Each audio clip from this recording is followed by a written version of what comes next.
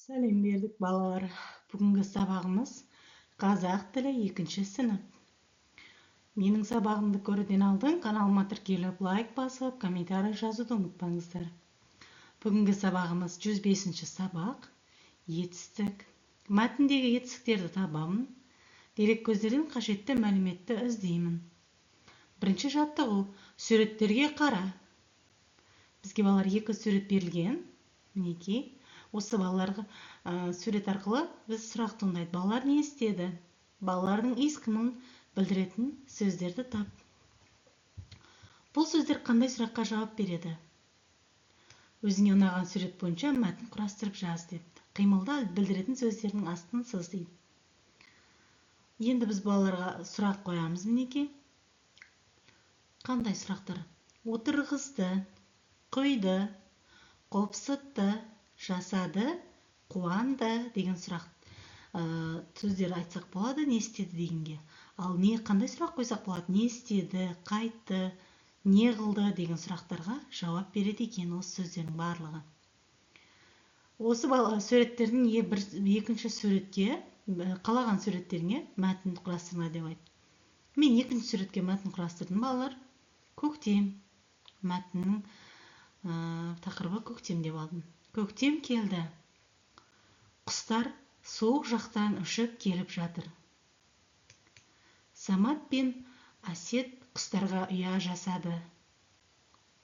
Ұяны ағаштың жоғарғы бөлігіне ілді. Жем салып, су қойды. Құстар келіп паналады. Құстарды көріп, Самат пен Әсет қатты қуанды.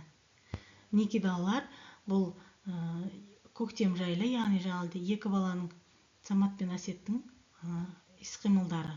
Бұл жерде не істеді, қайтты деген сұрақтарға береді. Мысалы, келді деген, көктем келді, не істеді? Ұшып келіп жатыр, қалай келіп жатыр, мысалы. Қайда не істеді? Ұшып келіп жатыр.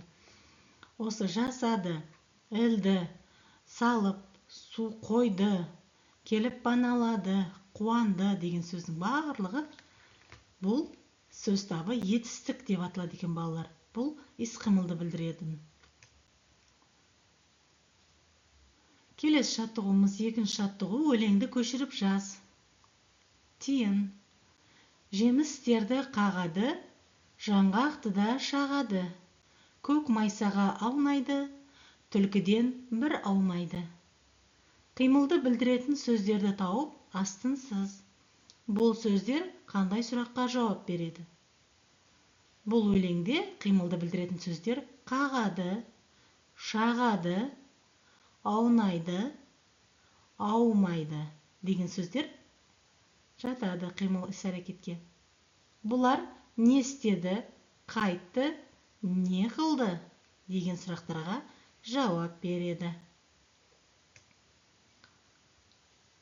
Заттың қимылын, іс-әрекетін білдіретін сөздерді етістік дейміз.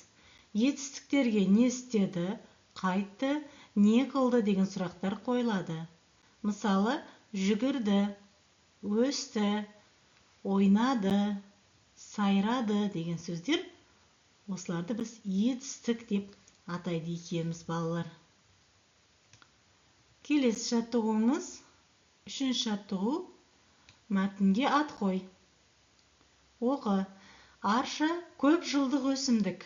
Құрамында эфир майы, шайыр, балауыз болғандықтан одан дәрі алынады. Аршаның бір қасиеті ұранды табуға көмектеседі.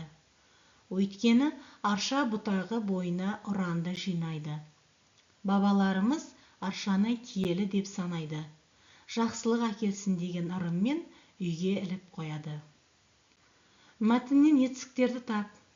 Мәтінді етістіктерсіз оқып көр. Не түсініксіз болды? Сөйлеуде етістік не үшін қажет екен? Ұран сөзінің мағынасын түсіндірме сөздіктен біліп ал дейді. Енді бірінші тапсырмамыз мәтін етістіктер табамыз. Етістіктер бұлар алынады, көмектеседі, жинайды, санайды және іліп қояды деген сөздер етістіктер.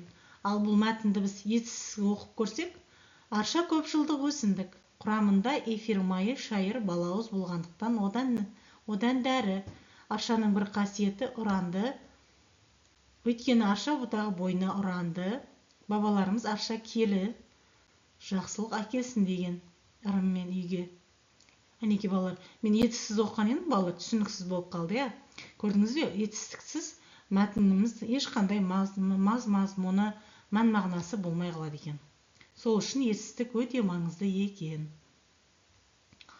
Сөйлеуде етістік сол үшін қажет екен, балалар. Мәтіннің мағынасын ашып беру үшін, осылай бізге түсінікті болу үшін етістік болу шарт екен.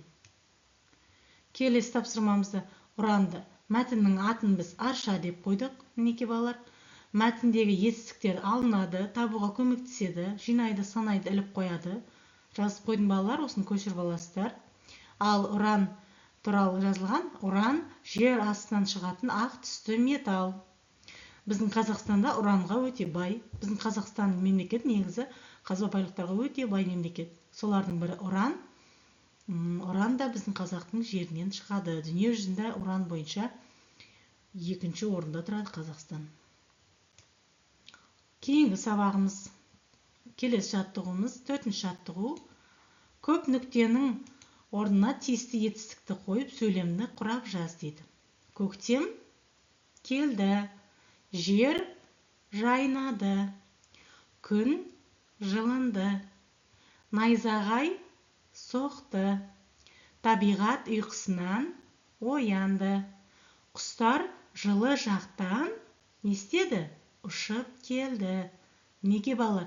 Бұлардың барлығы көктемде болатын ауа райлары. Мысалы, найзағай соғады көктемде, күн жылынады, қыстан кейін табиғат ұйқысынан оянады.